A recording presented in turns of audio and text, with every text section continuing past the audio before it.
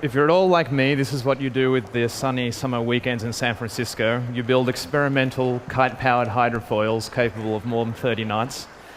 And you realize that there is incredible power in the wind and it can do amazing things. And one day, a vessel not unlike this will probably break the world speed record.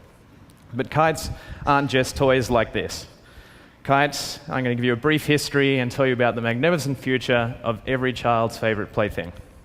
So, kites are more than 1,000 years old, and the Chinese used them for military applications and even for lifting men, so they knew at that stage they could carry large weights. I'm not sure why there is a hole in this particular man. In 1827, a fellow called George Pocock actually pioneered the use of kites for towing buggies in races against horse carriages across the English countryside. And then, of course, at the dawn of aviation, all of the great inventors of the time, like Hargreaves, like Langley, even Alexander Graham Bell, inventor of the telephone, was flying this kite, were doing so in the pursuit of aviation. And then these two fellows came along, and they were flying kites to develop the control systems that would ultimately enable powered human flight. So this is, of course, Orville and Wilbur Wright and the Wright Flyer.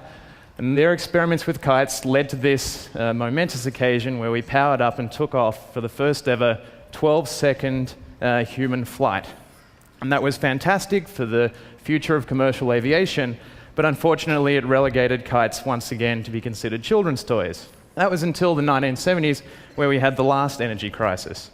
And a fabulous man called Miles Lloyd, who lives on the outskirts of San Francisco, wrote this seminal paper that was completely ignored in the Journal of Energy about how to use basically an airplane on a piece of string to generate enormous amounts of electricity.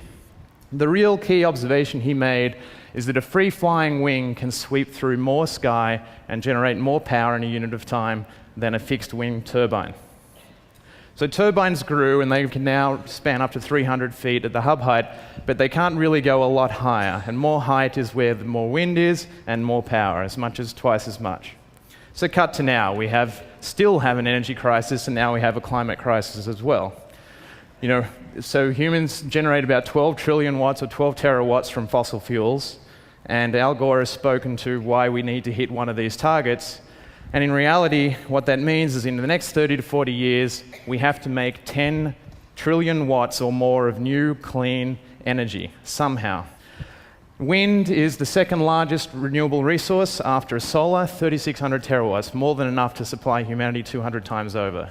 The majority of it is in the higher altitudes above 300 feet, where we don't have a technology as yet to get there.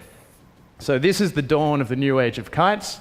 This is our test site on Maui, flying across the sky. I'm now going to show you the first autonomous generation of power by every child's favorite plaything. As you can tell, you need to be a robot to fly this thing for thousands of hours. It makes you a little nauseous.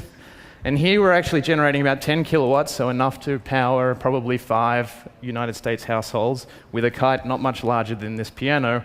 And the real significant thing here is we're developing the control systems, as did the Wright brothers, that would enable sustained long-duration flight. And it doesn't hurt to do it in a location like this either. So this is the equivalent for a kite flyer of peeing in the snow. That's tracing your name in the sky.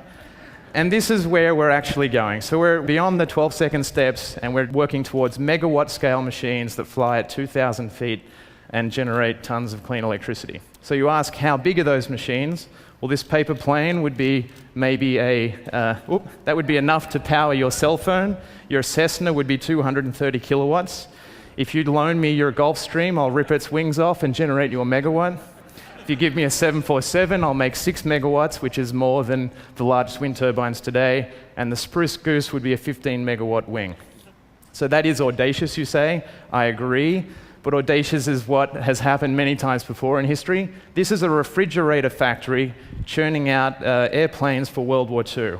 Prior to World War II, they were making 1,000 planes a year. By 1945, they were making 100,000.